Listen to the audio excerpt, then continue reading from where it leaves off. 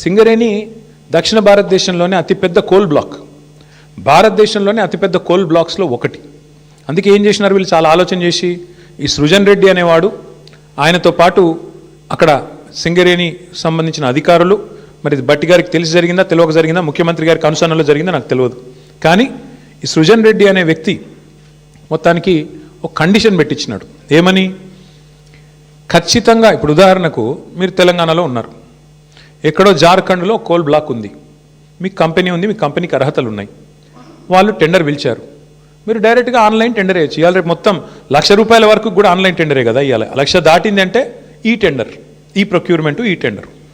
అట్లాంటప్పుడు 1,000 కోట్లు 100 కోట్లతో ముడిపడ్డ కోల్ బ్లాక్లలో వీళ్ళు ఎంత పనికిమాలిన నిబంధన పెట్టారంటే, మీరు బిడ్ చేయాలంటే, మీరు పార్టిసిపేట్ చేయాలంటే టెండర్లో మీరు ఇక్కడ బిడ్ వేయాలి అంటేనే మీరు సైటుకు స్వయంగా వచ్చి సైటు విజిట్ చేసినట్టు సర్టిఫికేట్ తీసుకోవాలి సింగరేణి దగ్గర అని పెట్టినారు. అంటే దీని ఉద్దేశం ఏంది? ప్రపంచంలో ఇప్పుడు ఆస్ట్రేలియా వాడు ఉంటాడు, అమెరికా వాడు ఉంటాడు, వాడు సింగరేణి బిడ్లో పార్టిసిపేట్ చేయాలంటే వాడు స్వయంగా రావాలా, వచ్చి సింగరేణి అధికారులను కాలు పట్టుకొని వాళ్ళని వేలు పట్టుకొని బతిమలాడి ఆ సర్టిఫికేట్ తీసుకోవాలి సైట్ విజిట్ చేసినా అని. వీళ్ళు ఏం చేస్తున్నారు? సైట్ విజిట్కి రాగానే ఆ కంపెనీ పేరు, మేనేజింగ్ డైరెక్టర్ పేరు, CEO పేరు, ఫోన్ నంబరు అన్నీ రాసుకుంటున్నారు. రాసుకొని సుజన్ రెడ్డి స్వయంగా బెదిరిస్తున్నాడు ఫోన్ చేసి, నేను ముఖ్యమంత్రి బామ్మర్ది మాట్లాడుతున్నా, మీరు ఇందులో పాల్గొనొద్దు అని బెదిరిస్తున్నాడు. వినలేదనుకో, మేము వేస్తామా, మాకు సీనియారిటీ ఉందంటే వెంటనే ఏం చేస్తున్నారు, వాళ్ళకి సర్టిఫికేట్ ఇస్తలేరు, వాళ్ళు సైట్ విజిట్ చేసినట్టు కూడా సర్టిఫికేట్ ఇవ్వట్లేదు, తద్వారా వాళ్ళు పార్టిసిపేట్ చేయకుండానే ఎగరగొడతా ఉన్నారు. ఇది జరుగుతూ ఉంది సింగరేణిలో. ఇప్పుడు నైనీ కోల్ బ్లాక్ ఏదైతే నిన్న భట్టి విక్రమార్క గారు రద్దు చేశారో, ఆ రద్దు వెనుక ఉన్నది కూడా వాటాల పంచాయతీ మీకు తెలుసు. అట్లాగే ఈరోజు సింగరేణిలో జరుగుతున్నది కూడా అచ్చంగా ఇదే. శోధా కన్స్ట్రక్షన్స్ అనే కంపెనీ సృజన్ రెడ్డిది, అలా భార్య పేరు ఉంటుంది అందులో. ఇది వాస్తవమా కాదా దయచేసి మీరు తెలుసుకోండి, కాపీ కూడా మీ అందరికీ ఇస్తాను, మీరు కూడా తెలుసుకోవచ్చు. అట్లాగే వీళ్ళందరూ ఇప్పుడు GVR, CH సుశాంత్, దీక్షిత్, అంతా ఒక రింగు ముఠా ఇది. ఈ ముఠాకి నాయకుడు సృజన్ రెడ్డి, రేవంత్ రెడ్డి బావమర్ది, వీళ్ళందరూ కలిసి వేసిన రింగు టెండర్లు. ఇది నిన్న హరీష్ రావు గారు బయట పెట్టిండ్రు. ఏమన్నాడు హరీష్ రావు గారు నిన్న? నైనీ ఒక్కటే రద్దు చేస్తే సరిపోదు భట్టి గారు, మరి నీకు తెలియకుండా జరుగుతున్నాయి ఇవన్నీ, ఇవి కూడా రద్దు చేస్తావా లేదా అన్నాడు. దాంతోనేంది ప్రభుత్వం లిక్కిపడ్డది. ఓహో మా దొంగతనం బయటపడుతుంది కాబట్టి ఏం చేయాలి, హరీష్ రావుకు నోటీసు. నేను సాయంత్రం నోటీసు, పొద్దున ఎంక్వైరీ. ఇది మొదటిసారి కాదు, 1000 కోట్లకు పైగా సివిల్ సప్లై స్కామ్ జరిగిందని బయట పెట్టంగానే అప్పుడు ఇట్లనే డైవర్షన్. మూసీ 1,50,000 కోట్ల కుంభకోణం బయట పెట్టంగానే అప్పుడు ఇట్లే డైవర్షన్. కొడంగల్లో అల్లుడు గారి ఆమ్యామ్య లగచర్ల భూములు కొట్టేస్తున్నాడు, అల్లుడు గారి కోసం ఆయన మ్యాక్స్ బిఎన్ అనే ఫార్మా కంపెనీ కోసం అనగానే అప్పుడు ఇట్లనే మా నరేందర్ రెడ్డిని తీసుకుపోయి 37 రోజులు జైల్లో పెట్టిండ్రు, ఆయనతో పాటు రైతులను జైల్లో పెట్టిండ్రు. తర్వాత విద్యుత్ కుంభకోణం, కాళేశ్వరం కమిషను, ఫోన్ ట్యాపింగు, గొర్రెల సాము, ఫార్ములా ఈ, మన్ను మశానం అని ఫోన్ ట్యాప్, మొత్తానికి 2 years టైంపాస్ వ్యవహారం తప్ప ఒక్కటంటే ఒక్కటి ఈరోజు వరకు రుజువు చేసింది లేదు, పీకింది లేదు. అయినా ఇంకోటి వీళ్ళు మర్చిపోతున్నారు, హరీష్ రావు గారు అంటే ఎవరు? హరీష్ రావు గారు మీ మొత్తం క్యాబినెట్నే అసెంబ్లీలోనే ఫుట్బాల్ ఆడుకున్నాడు కదా, మీకు సబ్జెక్ట్ రాదు, మీకు తెలియదు పీకది. ఆయనతోనే అసెంబ్లీలోనే అందరి ముంగటనే తిట్లు పడ్డారు మీరు, 8 మంది మంత్రులు దెబ్బలు పడ్డారు మీరు. అట్లాంటి ఆయన ఇవ్వాలన్నట ఓ 5-6 పోలీసు అధికారుల మీద కూర్చోబెడితే ఏం ఫరక పడుతుంది? మీ మంత్రులనే ఫుట్బాల్ ఆడిండు, ఈ పోలీసు అధికారులు ఎంత అండి నాకు అర్థం కాదు. చేయని తప్పుకు ఏదో పనికి మళ్ళీ కేసు పెట్టి ఇబ్బంది పెడతాం అనుకుంటే భయపడతామా? ఎవరు భయపడతారు? ఎందుకు భయపడతాము? అయినా సాక్షాత్తు సుప్రీంకోర్టు చెప్పింది కదా, ఫోన్ ట్యాపింగ్ కేసులో పసలేదు, ఏదో పనికిమాలిన కేసుని కొట్టేస్తే సిగ్గులేదా రేవంత్ రెడ్డి? బుద్ధి జ్ఞానం ఉందా అసలు నీకు? ఇట్లా చేయొచ్చునా? ప్రభుత్వం నడపవయ్యా అంటే నీకు ఏమి చెప్పొచ్చినావు అధికారంలోకి? నువ్వు 6 గ్యారంటీలు అంటివి, తులం బంగారం ఇస్తా అంటివి, 4,000 పెన్షన్లు ఇస్తా అంటివి, మహిళలకు 2,500 అంటివి, 26 నెలలు అయిపోయాయి. అది చెప్పే ముఖం లేదు, అది చెప్పే తెలివి లేదు. అందుకే కవర్ ఏం చేయాలి? ఇట్లనే మీడియాను మేనేజ్ చేసుకోవాలి, మీడియా వాళ్ళు ఇళ్ళకు న్యూ ఇయర్స్కు కాలు మొక్కాలి, వాళ్ళను ప్రసన్నం చేసుకోవాలి, అడ్డమైన రాతలు వాళ్ళతో రాయించుకోవాలి. ఇది నీ చిల్లర బుద్ధి, ఇది నీ లేకి బుద్ధి, ఇది రేవంత్ రెడ్డి యొక్క చిల్లర వ్యవహారం. వీళ్ళకు రాజ్యాంగం మీదనే కాదు, స్పీకర్ గారిని చూసినాం మనం, రాజ్యాంగం మీదనే కాదు వీళ్ళకు సుప్రీంకోర్టు మీద కూడా గౌరవం లేదు సన్నాసులకు.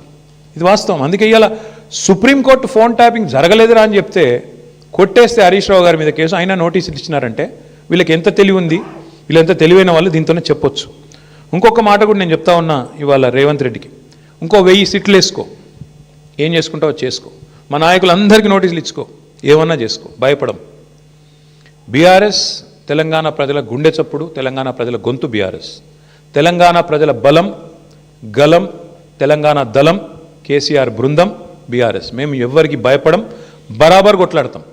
నీ కాంగ్రెస్ పార్టీని, నీ ప్రభుత్వాన్ని అంతు చూసేదాకా ప్రజల తరపున నిలదీస్తూనే ఉంటాం.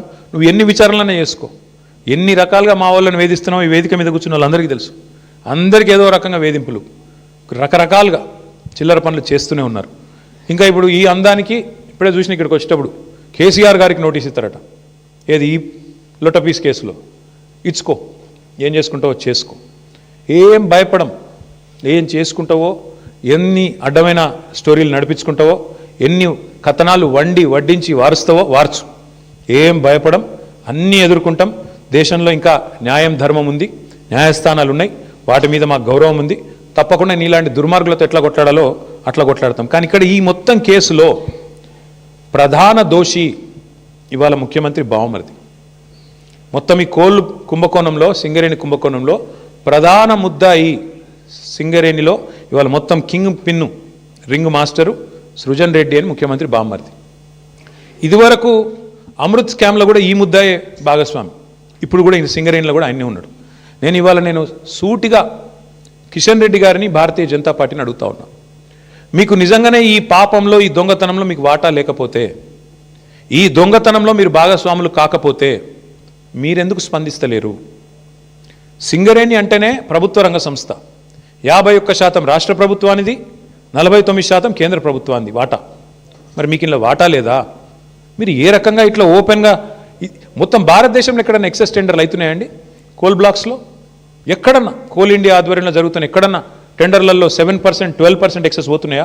మరి ఎక్కడ లేని సింగరేణిలో పోతున్నాయంటే, ఎక్కడ లేని సర్టిఫికేట్, విజిట్ సైటేషన్ సర్టిఫికేట్ అనేది సింగరేణిలో పెట్టిరంటే, ఇవన్నీ చూస్తూ కూడా coal minister, central cabinet minister Kishan Reddy గారు నిర్లిప్తంగా ఉన్నారు, మౌనంగా ఉన్నారంటే ఏమనుకోవాలి మేము? ఈయనకు కూడా ఇందులో వాటాలు ముడుతున్నాయనా, ఇద్దరు కలిసి పంచుకుంటున్నారనా, ఏమనుకోవాలి? అందుకే మేము డిమాండ్ చేస్తూ ఉన్నాం, సిట్టింగ్ సుప్రీంకోర్టు జడ్జితో కానీ, సిట్టింగ్ హైకోర్టు జడ్జితో కానీ వెంటనే ఒక కమిషన్ వేయండి, విచారణకు ఆదేశించండి అని చెప్పి coal minister, cabinet minister Kishan Reddy గారిని మేము డిమాండ్ చేస్తూ ఉన్నాం.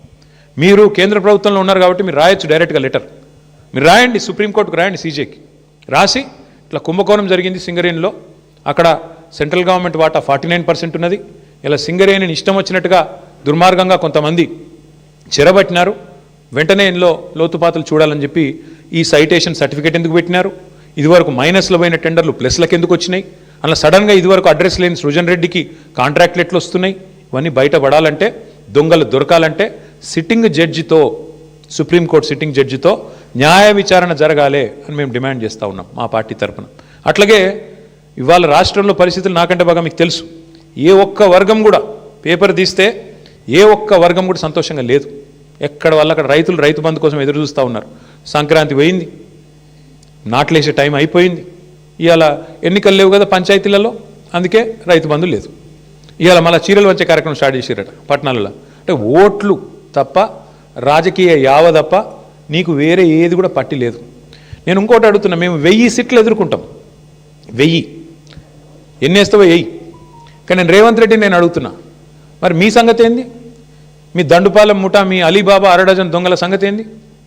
మీ రెవెన్యూ మినిస్టర్ పొంగులేటి శ్రీనివాసరెడ్డి, ఆయన కొడుకు, రెవెన్యూ మినిస్టర్ కొడుకు 100 మంది గుండగాలను వేసుకొని ప్రైవేటు వ్యక్తుల భూముల్లో జొరబడుతున్నాడు. దాని మీద ఏవా సిట్టు? దాని మీద ఉండదా విచారణ? అంటే ఇష్టం వచ్చినట్టు రెవెన్యూ మంత్రి కొడుకు పోయి భూములు కొల్లగొడుతుంటే, ప్రైవేట్ వ్యక్తుల భూముల్లోకి పోయి బౌన్సర్లతో పోయి దాడులు చేస్తుంటే సిట్టులు పిట్టులు ఎడదొచ్చినాయి, ఎందుకేయవు? అట్లాగే అడుగుతున్నా నేను, మీ సన్నిహిత అనుచరుడు రోహిన్ రెడ్డి పారిశ్రామికవేత్త తలకు తుపాకీ పెట్టిండు అని నేను చెప్పుడు కాదు, మీరు చెప్పుడు కాదు, మీడియా చెప్పుడు కాదు, మంత్రి గారి కుమార్తె చెప్పింది, మీ క్యాబినెట్లో ఉన్న మంత్రి గారి కుమార్తె చెప్పింది. మరి దాని మీద ఏవా సిట్టు? మంత్రి గారి ఓఎస్డీ తప్పు చేసిండా? తుపాకీ ఎవడు తలకు పెట్టిండు? మంత్రి గారు ఓఎస్డీ పెట్టిండా, లేకపోతే సీఎం బ్రదర్ లాంటి రోహిన్ రెడ్డి పెట్టిండా? దాని మీద ఉండదా సిట్టు? అట్లాగే నిన్నగాక మొన్న ఏఐసిసి సెక్రటరీ 8 కోట్ల రూపాయలు ఇవ్వాలి, ఇవ్వకపోతే నీ కాంట్రాక్ట్ ఆపేస్తా అని చెప్పి కాంట్రాక్టర్ని బెదిరిస్తే ఆయన పోయి పోలీస్ స్టేషన్లో కంప్లైంట్ ఇచ్చిండు. బ్రహ్మరాంబిక అనేది ఉంది ఏజెన్సీ, అలంపూర్ భ్రమరా. మరి దాని మీద ఉండదా సిట్టు? దాని మీద వస్తలేదా నీ చేయిలు? అట్లాగే నీ బామ్మర్ది మీద వేస్తావా సిట్టు? అంటే ఇక సిట్టులు పిట్టులు ఈ డ్రామాలు ఓన్లీ బీఆర్ఎస్ని టార్గెట్ చేసుకుంటేనే వేయాలి. బీజేపీని ముట్టవు, మీ కాంగ్రెస్ వాళ్ళను అసలు ఇన్ని కుంభకోణాలు డైరెక్ట్గా బహిరంగంగా బద్దలవుతుంటే దాని మీద సిట్లు ఉండవా? అంతెందుకు నేను ఇంకోటి అడుగుతున్నా, మరి ఒక మీడియా సంస్థ ఏదో కథనం వేస్తే దాని మీద సిట్టేసి 3 జర్నలిస్ట్ని అరెస్ట్ చేసినావు కదా, మరి ఇంకో మీడియా సంస్థ చెప్తున్నది సేమ్ మాట చెప్పింది. ఇంకో మీడియా సంస్థ అయితే ఇంకా దారుణంగా మాట్లాడింది. బట్టి విక్రమార్కనే ఇలా పాత్ర పోషించిండు, ఆయననే మొత్తం టెండర్లు రిగ్ చేసిండు 9 ఇలా ఓపెన్గా ఒక మీడియా సంస్థ రాసింది. మరి వాళ్ళ మీద ఎందుకో ఉండదు యాక్షన్, వాళ్ళ మీద ఉండదా సిట్టు? అంటే పగబడితే కూడా ఓన్లీ తెలంగాణ జర్నలిస్టులను పగబట్టాలా? ఓ 2 బీసీ బిడ్డలు, ఒక ఎస్సీ బిడ్డ, 3 జర్నలిస్టులు, వాళ్ళని మాత్రం లోపలేయాలా? యాజమాన్యాలను ముట్టవు, నీకు ఆ ధైర్యం లేదు. వాళ్ళని మాత్రం ఎవరైతే అసలు దొంగలు ఉన్నారో వాళ్ళని ముట్టుకునే ధైర్యం లేదు నీకు. ఇవన్నీ ప్రజలు చూస్తలేరు అనుకుంటున్నావా? నేను ఒకటే అంటా ఉన్నా, నువ్వు ఏమన్నా చేసుకో రేవంత్ రెడ్డి, ఒకటి మాత్రం పక్కా, నిన్ను మాత్రం వదిలిపెట్టం. ఇవాళ నేను అధికారులకు కూడా చెప్తా ఉన్నా, ఈ ఫోన్ ట్యాపింగ్లు వీటి మీద జరుగుతున్న ధారావాహికంగా జరుగుతున్న డ్రామాలు, ఇందులో భాగస్వాములు అయితే అధికారులకు కూడా నేను చెప్తా ఉన్నా, ప్రతిరోజు ఒక్కరిదే ఉండదు. ఇంకో 2-2.5 ఏళ్లలో మళ్ళీ మా ప్రభుత్వం తప్పకుండా వస్తుంది. మీకు తెలుసు, అది ప్రజల మూడు మీకు తెలుసు. మన గ్రామ పంచాయతీ ఎన్నికల్లో చూసినారు, మీకు తెలుసు. ఇవాళ ఎన్నికలు పెడితే రాష్ట్రంలో ఏం ఫలితం వస్తుందో కూడా అధికారులకు తెలుసు. నేను వారికి చెప్తా ఉన్నా, మేమెన్నడూ గత 10 ఏళ్లలో ఇట్లా అధికారాన్ని దుర్వినియోగం చేయలేదు, ఎక్కడా చేయలేదు.